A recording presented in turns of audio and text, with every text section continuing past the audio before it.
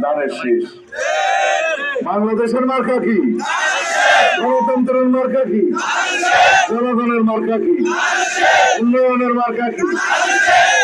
বাংলাদেশের শান্তি শৃঙ্খলা, জাতীয় নিরাপত্তা, স্বাধীনতা, সার্বভৌমত্ব, গণতন্ত্রের রক্ষা কবচ প্রতীক হচ্ছে দানের শীষ।